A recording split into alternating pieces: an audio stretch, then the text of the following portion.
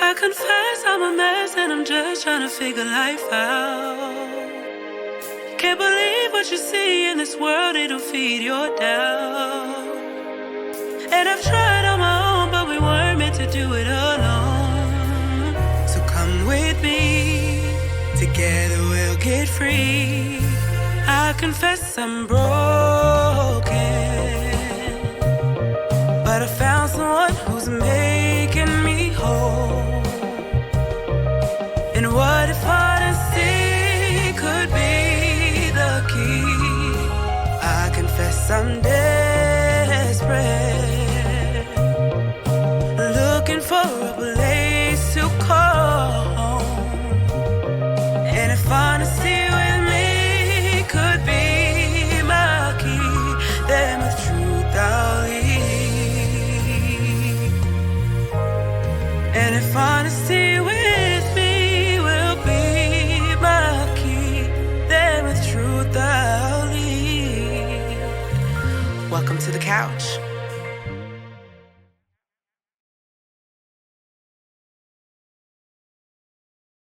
Hi, Saints and friends. Welcome back to another episode of Couch Confessions. If you're new here, my name is Adria, and I am just a girl.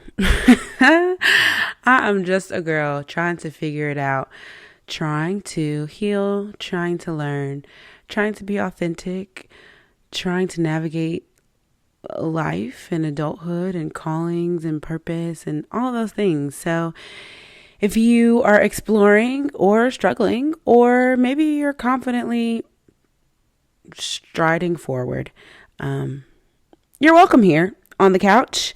Today we're going to have just a real moment because I'm going to tell you, I'm exhausted. I'm exhausted. Your girl is tired, okay? I'm tired from just like the responsibilities of life, but I'm more tired from the work of healing. It is exhausting, okay? And just when you think you've come to a high moment, I mean, it just feels like the next mountain to climb is right in front of you. And maybe that's a really pessimistic way of looking at it. Maybe I should look at it as, progress, and I'm charting growth along the way, but I'm tired. And I would like to have a seat for just 1 second and not have to think about all of this for just 1 second. Just 1 second. But I don't really know what that looks like or if I have permission to do that. And maybe that's the problem. Maybe I just need to give myself permission to take a second and clear my head. And maybe part of it is like sitting in silence and stillness with God and letting him just fill the space, because I don't even have the words. And so maybe that's something I can do and lean into as well. But I just wanted to be honest with you guys because, that's what we're here for, right? And to sit in the discomfort. So yeah, that's just where I'm at. That's my confession for the day. The first of many, probably. But another segment that I talked about that I wanted to continue is the post-pod reflections. And this week's post-pod reflection from last pod is really that asking questions is going to be the key to my future.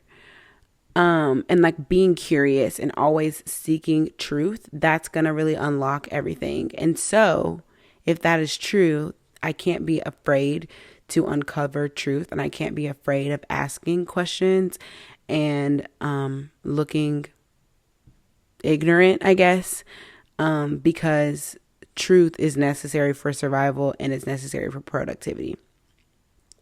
And I came to that thought actually because when I was preparing for like what topic did I want to talk about, and like which thing felt most authentic right now, I started with just like asking a lot of questions. And I actually have a note in my phone that's like it's called like Big Questions for God or something to that effect. And it's literally just like the most crazy things you can think of, like, or things that I feel like I should know the answer to, but doctrinally,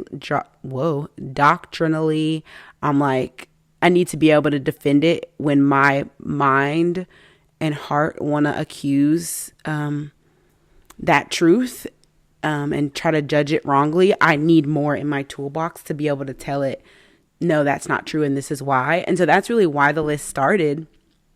But every day I'm like adding a new thing because I'm like, all right, Lord, what is it? And so the truths that I was exploring prior to this pod was just this whole concept around like, is it okay to dream about something God doesn't want for you? And then how do you figure out that what you're dreaming about is wrong, or if what you're dreaming about is wrong? And like, then my thought process just kind of like spiraled from there, because I'm like, okay, dreams are desires, if you think about it in that connotation of like what you hope for. But then aren't dreams also placed in our heart and placed on our imagination by God? And so if I'm still dreaming, is it mine, or have I just not surrendered or transformed enough? And we talked about this really early on in the pod. So as you can see, again, sometimes I know something, but then my feelings, emotions, whatever situation I'm facing right now rubs against that truth. And I realize that I need more in my toolbox to be able to defend what I know to be true.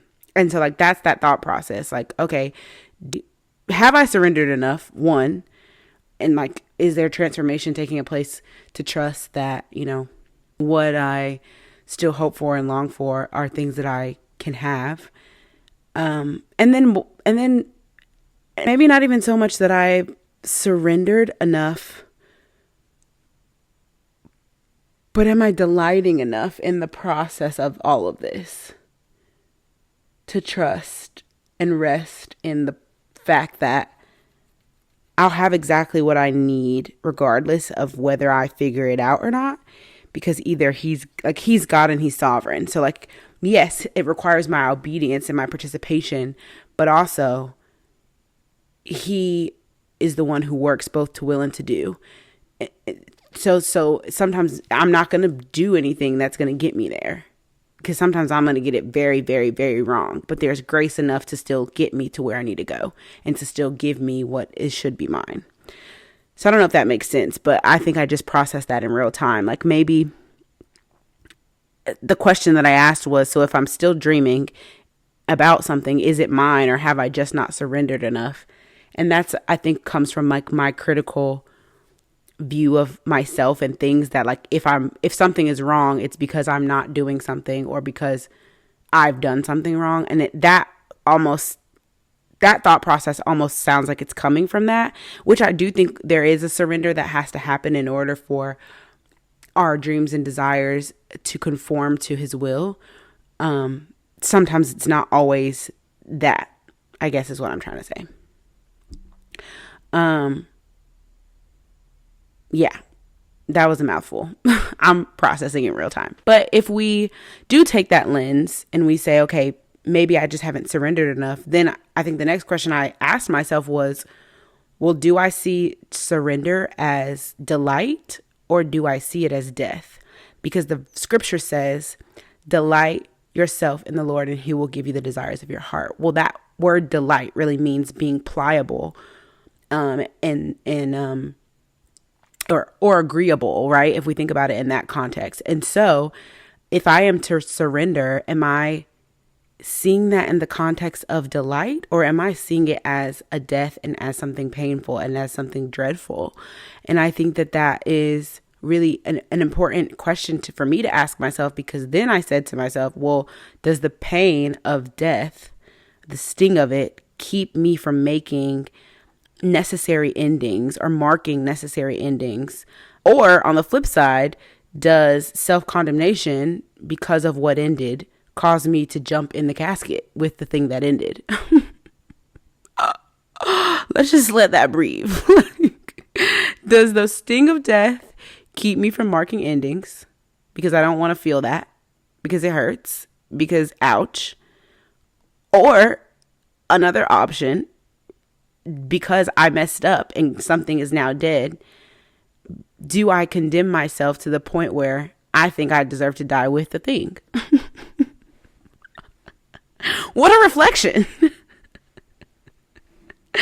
And I think that the point of all of that is to say, do I know how to manage endings? Do I know how to let stuff go? Do I know how to let a dream go that maybe isn't mine, and that maybe I know isn't mine, whether that be a person, whether that be a concept or a vision or a business or whatever that looks like for people, whatever those dreams are. If he's saying no to it, if God is saying no to it, and that ending needs to take place, am I able to mark the ending? And am I able to manage the ending? Or am I a lover of leftovers? Woo! We were talking about this again in my mentorship class. And yesterday, when I was like sitting down and thinking about one particular ending in my life that I literally was praying, actually, and begging, like, don't take this from me. Like, please, like, look at all these other things you've taken. Like, let me just have this one. And the next thing that popped in my spirit was this conversation that we had in this mentorship cohort about endings. And as I was listening back again, remembering the things that stood out to me the first time and kind of retaking notes almost, this whole conversation just smacked me in the face, because we were talking about endings and how if you have a love affair with leftovers, you will stunt the growth and development by not letting things end. And like, what is it like to leave the restaurant still hungry just so you can enjoy the thing later on, just so it doesn't have to end? That's yikes. I don't even have a good word for it. That's yikes. And in the conversation that we were having about endings, really, when I listened to it the second time, what stood out to me is, what is the connection between endings and idols? And how does your failure to honor endings that need to take place lead directly to those idols? And I think what I discovered, or another question that helped me answer, I answered a question with a question, basically. How does failure to honor endings lead to idols? Well, then it made me think, what is so rooted in your heart that you can't let go, that you can't obey? And isn't that an idol? That something stands in your heart in place of your following and obedience to the God who saved you? And is that not just an idol? Like that is, it seems like what happens when we, or maybe, I don't know if the failure to honor endings leads to idols, or if because something has become an idol, you can't let it end. I'm not sure if it's like the chicken and the egg. It's kind of what it feels like. But either way, I realized that maybe it's really hard for me to let go of these things because I've made it bigger than the God who gave it to me in the first place. And that's tough to admit, right? Like, that's tough to take accountability for, because you never think that you're doing that. You just think you love it so much because of who it is to you, or what it is to you, and what it means to you, and how it's a safe space, and whatever the reasons are that you love it and feel like you need it. Maybe secretly that it's taken a seed of affection that didn't belong to it. And then, like, how do you kick it out so that you can do what's necessary? And that's the questions. I mean, I confess I just have questions. I don't think I have any answers today. I don't think I have not a one, because that's a yikes. And then when you grapple with the fact that every ending doesn't happen because you did something bad. Every ending didn't happen because it was a sin. Sometimes endings happen because you did the right thing. And then what is that? And what transformation of your mind has to take place with that like, I get to grieve this and I get to be sad because this was something I loved. This was something I needed. This is something I relied on. And now I don't have it, and I'm not even sure what's coming next. And the thing that I have to go to next doesn't even look like it's going to be enough to sustain what I just lost. Ooh. Yeah, wow. That's tough. That's tough. It makes me think, again, that same conversation in the mentorship cohort, we talked about 1 Kings 17, when Elijah the prophet had, basically done another miracle and declared that there will be no rain, basically, except by his word, and that the people will be in drought. And God directed him to go to the brook because the ravens were going to feed him there, and that was going to be, his place of provision. But then after a while, that brook dried up because, of course, he had just prophesied there was going to be no rain. So he obeyed the Lord and was in a drought because of it. And as he's there with no water and nothing else to sustain him, the Lord tells him to go to a widow woman who's going to feed him. And this widow woman is on her last meal. So it gives, how is Sister Girl going to feed me when she can't even eat? But of course, Elijah knows and the God he serves, and he obeys and he follows. And of course, another miracle takes place. But the humanity of it all validates the statement I made prior, in that sometimes you did something right and it caused an ending. It caused something to dry up. And then you have to move on with the doubt of if the thing that you're going to next is going to even be able to support you. Because Elijah was walking towards something that seemingly would, from natural eyes, be insufficient. A widow woman who has no man, which in those days meant you didn't have much of anything in terms of status, wealth, means. And then she's literally on her last meal. And I think that's just sometimes how it feels. It feels a little scary to let that go. And the reality of sometimes the places that we're headed to, they need us more than we need it, and how challenging that can be. Yeah. And this is when the person leading the cohort was saying these things to us, I had to take a second, right, and breathe that in, and he was stressing the tension, I guess, that causes, that where you're headed to might need you more than you need it, but you're struggling.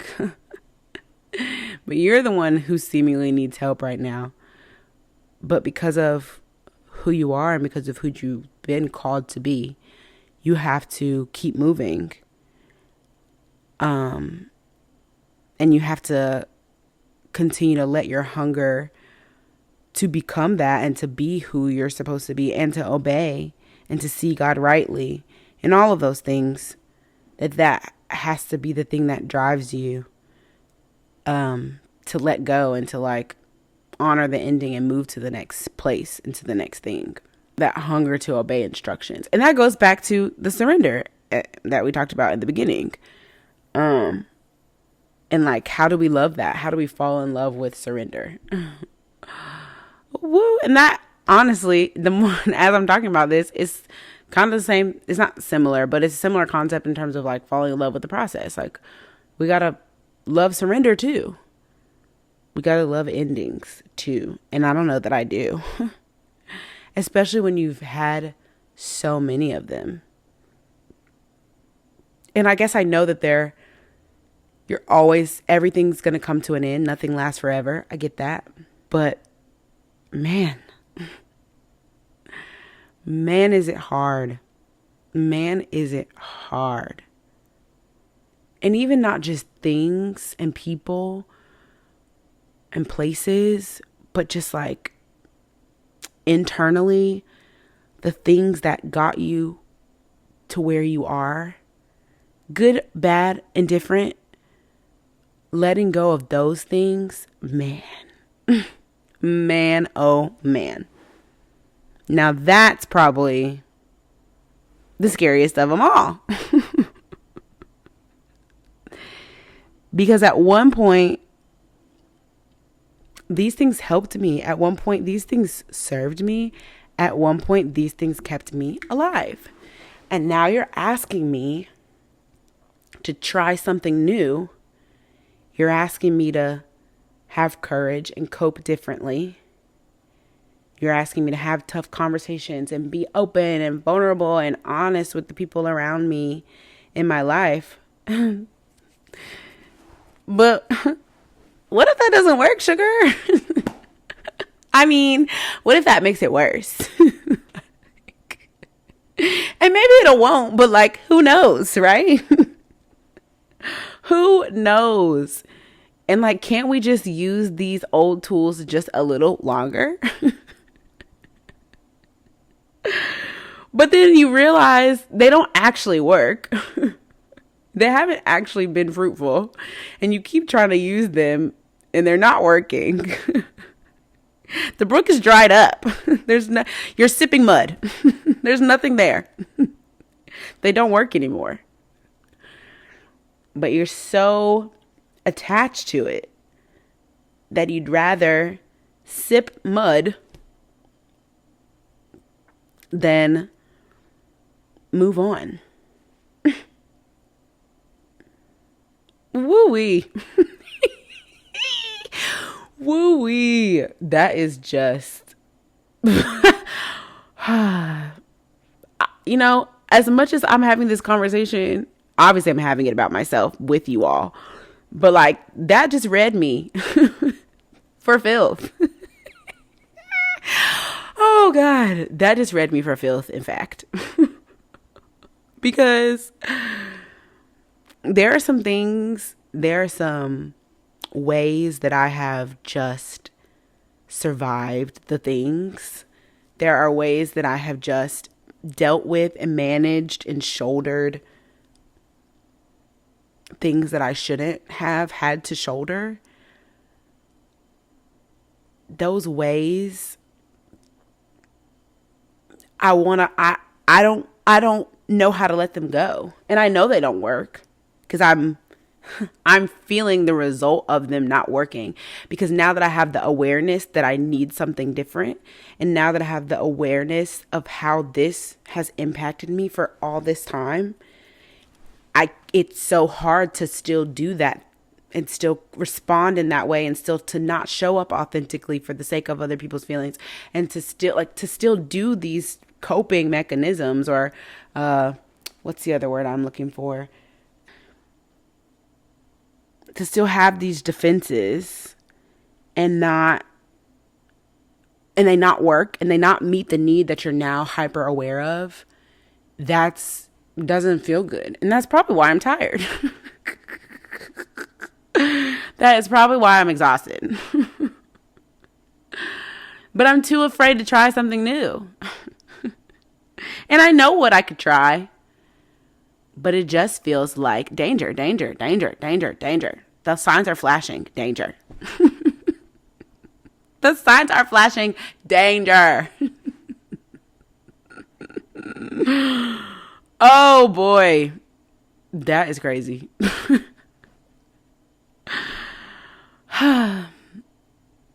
And what do you do with that? And maybe, well, I was going to say maybe I'm not hungry enough for what comes out of that and like the freedom on the other side of that. But I don't even know if that's true, because I desperately do want that. I just think the courage is a little lacking. And maybe that's the prayer right now, is like, give me courage. Give me faith. I need a little more of it to believe that I can leave this thing and leave this place and go to something better, something that you're calling me towards. And it's going to be okay. That's maybe just the prayer that like, help me believe you. That if this is the path that you're leading me down, and if this is the person that I get to become on the way, that it's going to be okay.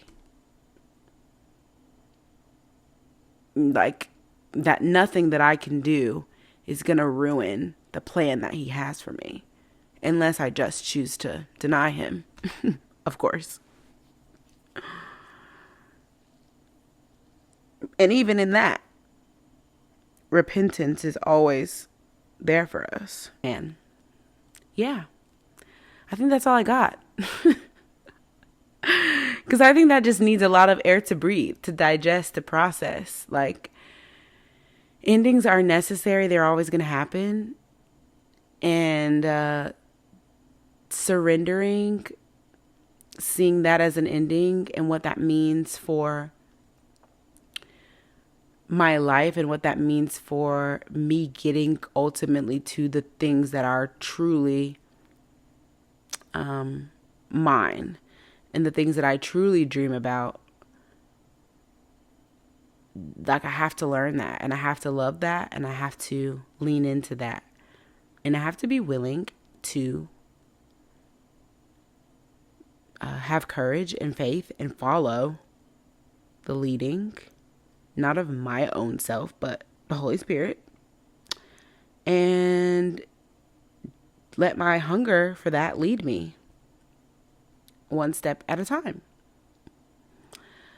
So yeah, I hope that any of that made sense because I was processing a lot of this conversation in real time. And yeah, we'll probably pick back up next time, kind of talking more about this, because maybe some of the questions and some of the thoughts that are still brewing, I'll have better answers to. And maybe I won't, and that'll be okay too. But I hope that in this conversation, at least it has inspired something in you to either reflect about your own relationship with endings, or to further examine the areas that maybe are standing in the way of you honoring and marking the necessary endings in your life. So happy processing. And I guess I'll see you soon on another episode of Couch Confessions. And you know, that's why we have a couch, because this just has to be comfortable. We have to be cozy. We have to light a candle, because this is some hard stuff that we're doing. So we need to have fluffy stuff around us to shield us. So, you know, take care of yourself and do the things that make you feel safe and comforted as you reflect and as you uncover. And I'll see you back here real soon. Welcome to the couch.